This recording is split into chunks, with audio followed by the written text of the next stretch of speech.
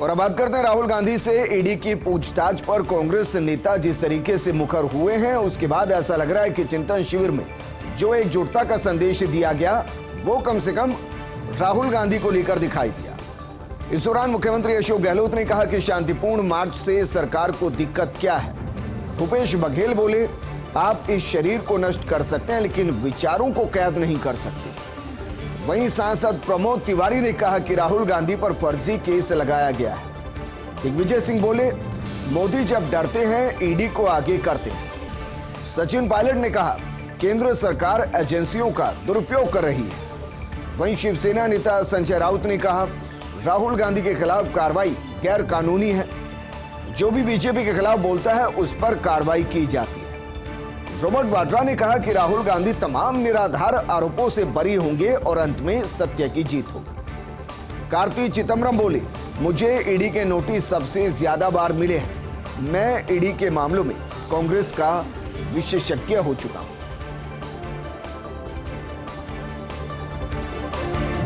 वहीं ईडी की पूछताछ के बीच स्मृति ईरानी का बड़ा हमला। भ्रष्टाचार के समर्थन में उतरी कांग्रेस, जमानत पर बाहर हैं राहुल। इस दौरान स्मृति ईरानी ने कहा कि गांधी खानदान की संपत्ति बचाने का प्रयास कर रही है। कांग्रेस के मार्च पर बीजेपी ने कांग्रेस पर जमकर हमला बोला। केंद्रीय मंत्री स्मृति ईरानी ने कहा कि जो जेल से बेल पर हैं उन्होंने घोषणा की है, आओ दिल्ली को घेरो क्योंकि हमारा करप्शन, हमारा भ्रष्टाचार पकड़ा गया है। ईडी पर ये लोग खुलेआम दबाव डाल रहे हैं। क्या ये है कांग्रेस पार्टी की नीति?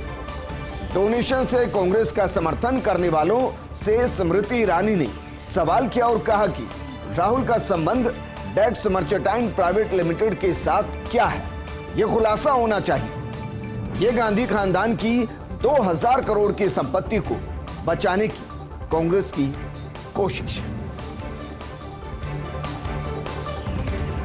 इन सब के बीच में सवाल यह खड़ा हो रहा है कि क्या वाकई में 23 तारीख को सोनिया गांधी ईडी के सामने पेश होंगी, क्योंकि सवाल यह है कि क्या इलाज के लिए विदेश जाएंगी सोनिया गांधी। विस्पर्स हिंदी कॉरिडोर के हवाले से खबर है, अब इलाज के लिए विदेश जा सकती हैं सोनिया गांधी। फिलहाल दिल्ली के सर गंगाराम अस्पताल में सोनिया गांधी भर्ती है।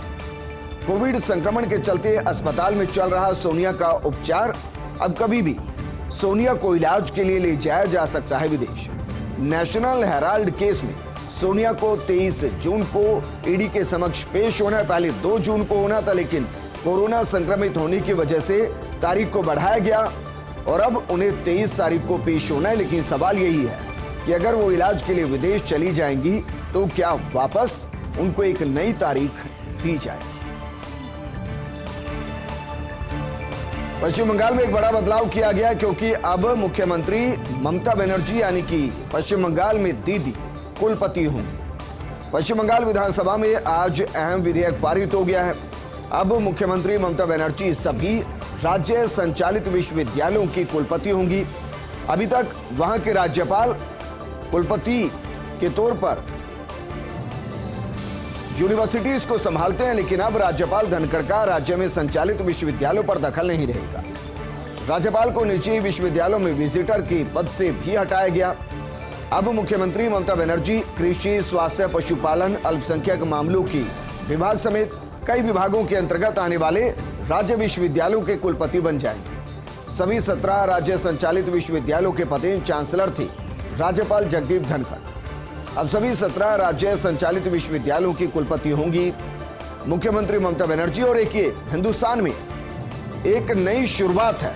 हालांकि इसके साइड इफेक्ट कितने होंगे, इसका दुष्परिणाम कितना होगा, क्योंकि अभी तक तो हम यही कहते हैं कि एजुकेशन को पॉलिटिक्स से अलग रखना चाहिए और इसलिए कुलपति के तौर पर जिम्मेदारी दी जाती है राज्यपाल को। लेकिन अगर राज्यपाल ही पॉलिटिकली इन्फ्लुएंसर हो तो फिर सवाल यह खड़ा होता है कि क्या जो पश्चिम बंगाल में हुआ है और जिन जिन राज्यों के अंदर राज्यपाल की भूमिका पर वहां की सरकारें सवाल उठाती रही हैं, क्या वहां भी पश्चिम बंगाल की तर्ज पर यह बड़ा बदलाव किया जाएगा? और जो अभी तक इतिहास में रहा कि राज्यपाल राज्य के विश्वविद्यालयों में कुलपति की भूमिका निभाएंगे, क्या मुख्यमंत्री के अंतर्गत ये तमाम राज्य विश्वविद्यालय आएंगे।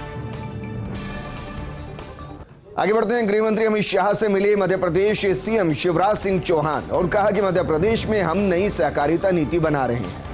हमने व्यापक पैमाने पर नीति आयोग, सहकारिता और अन्य विशेषज्ञों के साथ चर्चा की है, कैसे अलग अलग क्षेत्रों में सहकारिता के माध्यम से लोगों की आय बढ़े। आज उसका ड्राफ्ट हमने गृह सहकारिता मंत्री अमित शाह को सौंपा है। इस पर चर्चा करने के लिए मैंने उनसे आग्रह किया कि वो भोपाल आए। हम एक सहकारिता सम्मेलन करेंगे जिसमें हम ये नई सहकारिता नीति जारी करेंगे।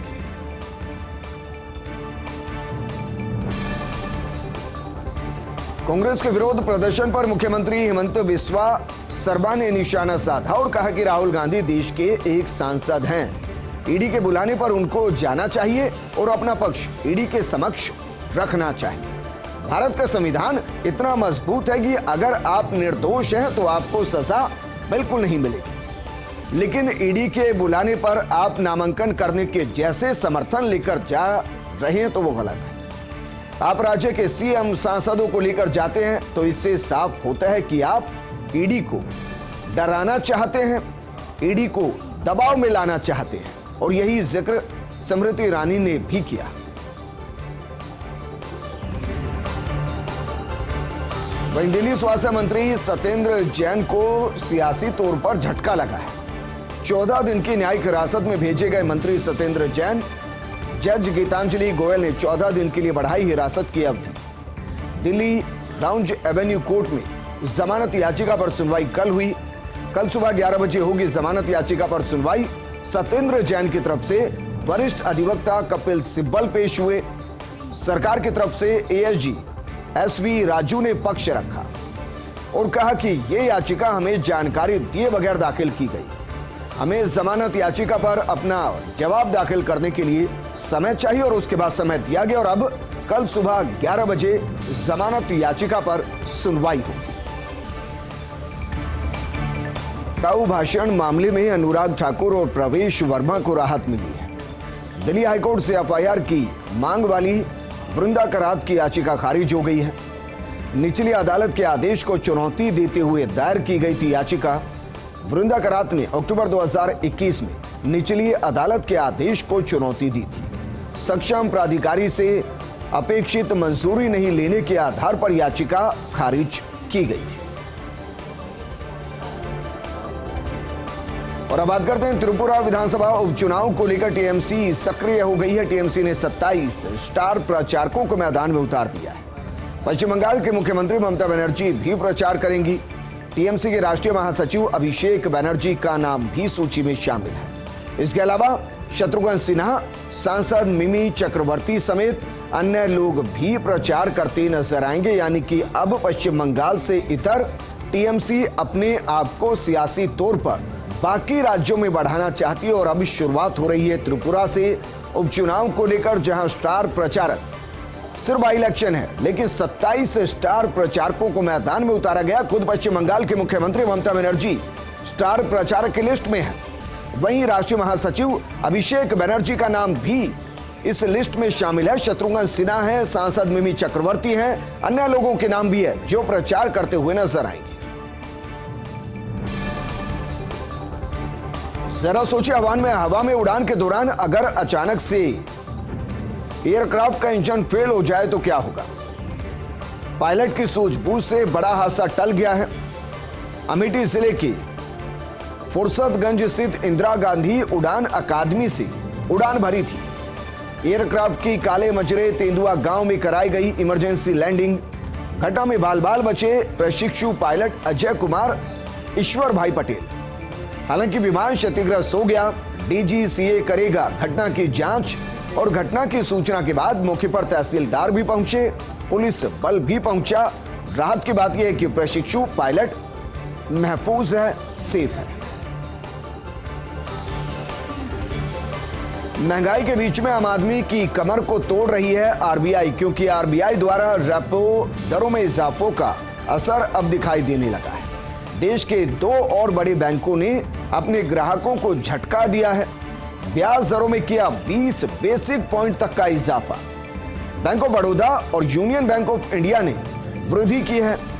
मार्जिनल कॉस्ट लैंडिंग रेट में 10 से 20 बेसिक पॉइंट की वृद्धि की है, यानी इन बैंकों से कर्ज लेना अब महंगा होगा। बैंक ऑफ बड़ौदा ने MCLR दर को बढ़ाकर 7.50% कर दिया है, जबकि यूनियन बैंक ने MCLR दर को बदलकर 7.45% कर दिया है। दुनिया भर में एलियंस को लेकर चर्चाएं तेज हो गई हैं। अमेरिका की अंतरिक्ष एजेंसी नासा के प्रमुख बिल नेल्सन ने बड़ा बयान दिया और बड़ा बयान देते हुए कहा कि एलियंस का अस्तित्व होना चाहिए क्योंकि ब्रह्मांड बहुत बड़ा है। यह नहीं कहा जा सकता कि धरती के अलावा कहीं और जीवन नहीं है। नेल्सन ने जताई एलियंस के होने की प्रबल संभावनाएं और कहा कि जेम्स वेब टेलीस्कोप करेगा ब्रह्मांड के दूसरे इलाकों को खोजने में सहायता जहां पर जीवन जन्म ले सकता है। नासा ने क्रिसमस के दिन किया था जेम्स वेब टेलीस्कोप को लॉन्च। दरअसल नासा के चीफ से एक सम्मेलन में किया गया था एलियंस को लेकर सवाल। एक पूर्व अंतरिक्ष यात्री भी हैं नासा के प्रमुख बिल नेल्सन। एक बार फिर से बेटियों ने बेटों को पछाड़ दिया है। 10वीं बोर्ड में बेटियां फिर से बेटों से आगे निकल गई। राजस्थान बोर्ड की 10वीं का परिणाम जारी हो गया है। शिक्षा मंत्री डॉक्टर बी डी कल्ला ने परिणाम को जारी किया। शिक्षा संकुल के प्रशासनिक भवन से परिणाम को घोषित किया गया। इस दौरान कुल 82.89% रहा 10वीं बोर्ड का परिणाम। लगभग 81% इस साल छात्र पास हुए हैं और लगभग 84% छात्राएं पास हुई हैं, यानी कि 3% ज्यादा।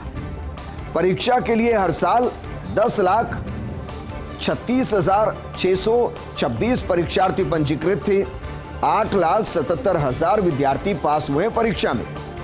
आप आराम से परिणाम को देख सकते हैं।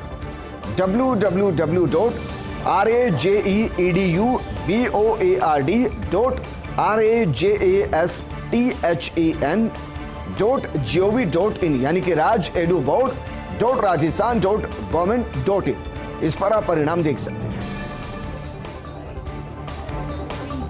ड्रेस के लिए कपड़ा 2 दिन मिलेगा पाउडर मिल्क। निःशुल्क यूनिफॉर्म वितरण पर बोले शिक्षा मंत्री डॉक्टर बी डी कल्ला।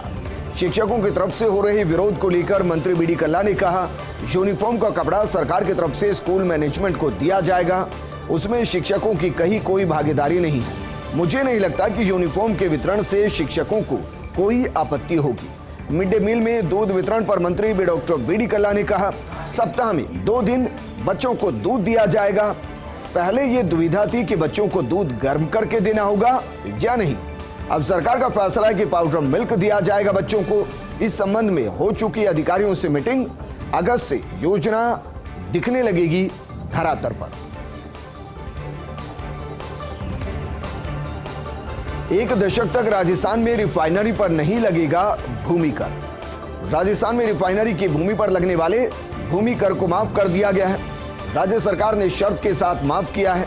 1 अप्रैल 2020 से 31 मार्च 2030 तक, यानी कि लगभग 10 साल तक रिफाइनरी पर देय भूमि कर को माफ कर दिया गया है। HPCL राजस्थान रिफाइनरी लिमिटेड की माफ योग्य राशि एडजस्ट कर दी जाएगी। राज्य सरकार द्वारा दिए जाने वाले अंश भागिता में ये एडजस्ट हो जाएगी। संयुक्त सचिव टीना डाबी ने फाइल पर अनुमोदन किया है। आखिर कौन कर रहा है नया हाउस बनने के लिए लॉबी?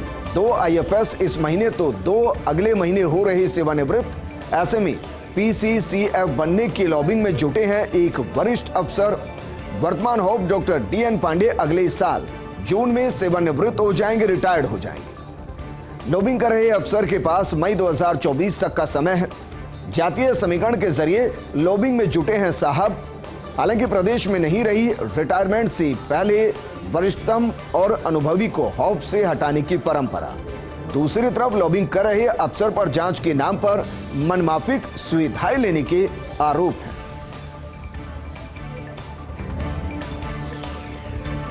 अब 16 जून तक नहीं होगी विधायक चंद्रकांता मेघवाल की गिरफ्तारी। डीजे कोर्ट में सुनवाई के दौरान वकील ने मांगा बहस के लिए समय। चंद्रकांता मेघवाल की तरफ से पेश अंतरिम जमानत अर्जी पर सुनवाई हुई। कल महावीर थाना नगर थाने में विधायक से करीब 2.5 घंटे तक पूछताछ हुई थी। 5 साल पुरानी मारपीट मामले में चालान की तैयारी के बीच नोटिस जारी किए गए। 3 घंटे में 50 से ज्यादा सवाल पूछे ईडी ने राहुल गांधी से। नेशनल हेराल्ड केस में ईडी की राहुल गांधी से पूछताछ। 3 घंटे तक पूछताछ के बाद मां सोनिया से मिली राहुल गांधी। करीब 40 मिनट के लंच ब्रेक के बाद ईडी दफ्तर फिर गए राहुल गांधी। वहीं कांग्रेस का देश भर में जमकर विरोध प्रदर्शन देखने को मिला। हिरासत में लिए गए नेताओं से मिलने पहुंची प्रियंका गांधी। सुबह 10:42 पर राहुल गांधी घर से ईडी दफ्तर के लिए निकले थे। 10:49 पर राहुल ने पार्टी कार्यकर्ताओं के साथ मीटिंग की। 10:58 से 11:27 तक मार्च निकालकर ईडी दफ्तर पहुंची। इस दौरान कांग्रेस मुख्यालय से ईडी ऑफिस तक का रास्ता सील रहा। राहुल गांधी को घर से ईडी ऑफिस पहुंचने में करीब 45 मिनट लगे।